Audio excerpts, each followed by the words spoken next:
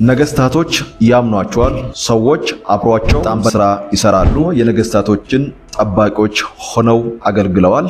በሄዱበት ቦታ በሚያገለግሉት ቦታ ትልቅ የሆነ አቺቭመንት ስኬት አላቸው። እንደ ነገስታት ዘመን በጣም ትልቅ የሆኑ ፍርድ ቤቶች ላይ ዳኞች ሆነው ያገለግሉ ነበር።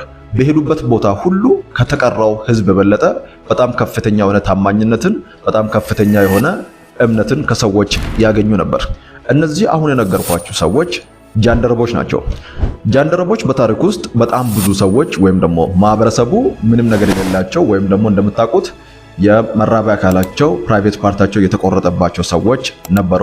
ነገር ግን በብዛት የሚታወቁት እነዚህ ሰዎች በነገስታት ሚስቶች ላይ ሌላ ነገር እንዳያደርጉ ወይም ዝሙት እንዳይሰሩ በሚል አካሎቻቸው የተቆረጠ እንደዚሁም ደግሞ ለነሱ ጥበቃ ብቻ የሚውሉ ይመስላችኋል።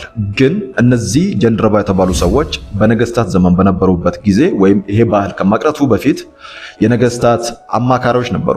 ነገስታት በጣም ትላልቅ የሚሏቸውን ሚስጥሮች የሚያማክሩት ከጃንደረቦች ጋር ነበረ። እንደዚሁም ደግሞ በዛ ጊዜ በነበሩ ፍርድ ቤቶች ላይ ከፍተኛ የፍርድ ቤት ዳኞች ሆነው ሲያገለግሉ የነበሩት እነዚህ ጃንደረቦች ናቸው። እነዚህ ጃንደረቦች ለዚህ ሁሉ ተመራጭ የሆኑበት ዋናው ምክንያት ምንድነው ካላችሁኝ፣ የሚያጡት ነገር የለም ወይም ደግሞ እነሱን ልታታልሏቸው የምትችሉባቸው መንገዶች በጣም የተወሰኑ ናቸው። አብዛኛው ወንድ በአሁኑ ሰዓት ሊታለል የሚችልበት ዋናው መንገድ ሴት እንደሆነ ይታወቃል። ወይም ደግሞ ትልቁ ድካሙ የሴክሹዋል ነገሩ ነው። አብዛኛው ወጣት በዚህ ሰዓት በፖርኖግራፊ በተለያየ ልክ ባልሆኑ ነገሮች በተያዘበት ጊዜ ላይ በስኬት ደረጃ ላይ የሚደርሱት በጣም የተወሰኑ ሰዎች የሆኑበት ምክንያትም ይሄ ነው። ላይቶች እንዴት ናችሁ? አንገፉ ነኝ። በዛሬ ቪዲዮ የምንመለከተው ስለ ጃንደረባዎች ነው። በዚህ ቪዲዮ ላይ እንድትይዙልኝ የምፈልገው ነገር ስለ ጃንደረባ ስናወራ ጃንደረባ ሁኑ ወይም ደግሞ ፕራይቬት ፓርታችሁን ቁረጡ እያልኩኝ አይደለም። ከነዚህ ሰዎች ልንማር የምንችላቸውን በህይወታችን ላይ ልንተገብራቸው የሚገቡ ነገሮችን እንድንመለከት ነው። ሁላችንም በሰዎች ዘንድ ታማኝነትን፣ አሁን ለምሳሌ አንድ ኢንቨስተር ወይም ደግሞ አንድ ስራችንን ሊያሳድግ የሚችል ሰው ወደ ህይወታችን ቢመጣ ከሱ ጋር በጥሩ ሁኔታ ልንሰራ እንደምንፈልግ የታወቀ ነው።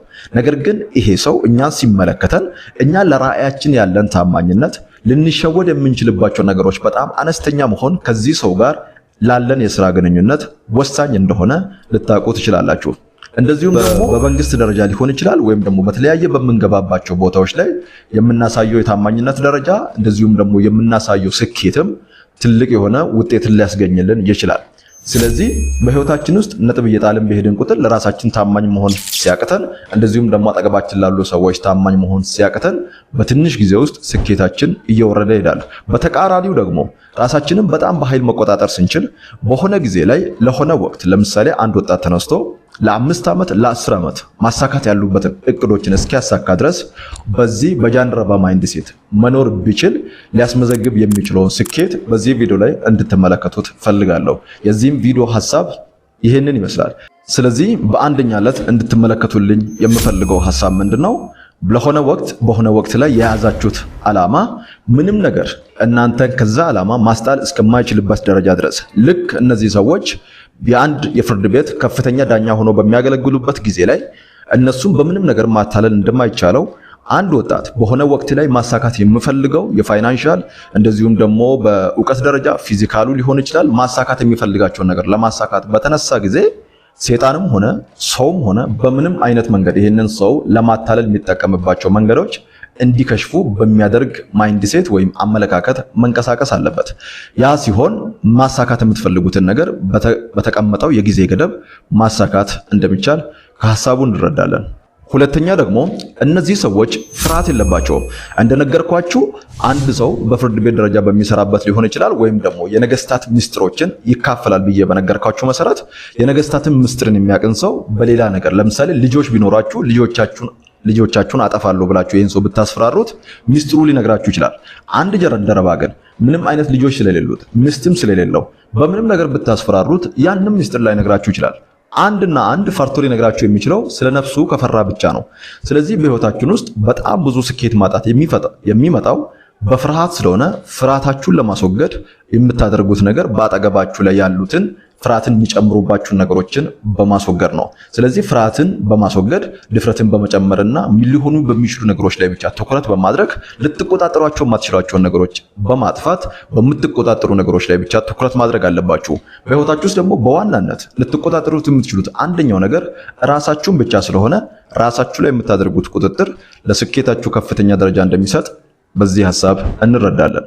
ሶስተኛ፣ እነዚህ ሰዎች በጣም ታማኝ ናቸው። ለነገስታት ታማኝ ናቸው። በተለያየ በሚገቡበት ፖዚሽን ላይ ታማኝ ናቸው። ለነገስታት ሚስቶችም ታማኝ የሆኑበት ምክንያት ነገስታቶቹ ላይ ማይሆን ነገር ያደርጋሉ፣ በነገስታት ሚስቶች ላይ ልክ ያልሆነ ነገር አያደርጉም ተብሎ ነው። ነገር ግን የነዚህ ሰዎች ታማኝነት ከዛም አለፍ ያለ እንደሆነ በመጀመሪያው ሐሳብ ላይ ነግሬያቸዋለሁ። ስለዚህ በህይወታችን ውስጥ ደግሞ የምናደርጋቸው አብዛኛው ስኬቶች ከ90% በላይ ማለት እንችላለን ከሰዎች ጋር የተገናኙ ናቸው።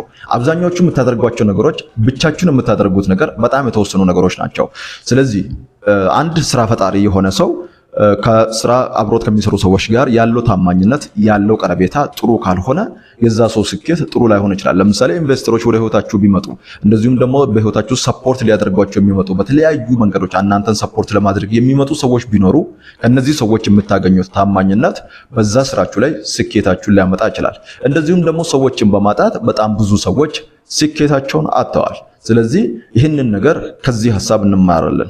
እንደዚህ እያልን ወደ ቪዲዮ መጨረሻ ደርሰናል። የዛሬው ቪዲዮ ይህንን ይመስላል። በቀጣይ ደግሞ በሌሎች ቪዲዮዎች እንገናኛለን።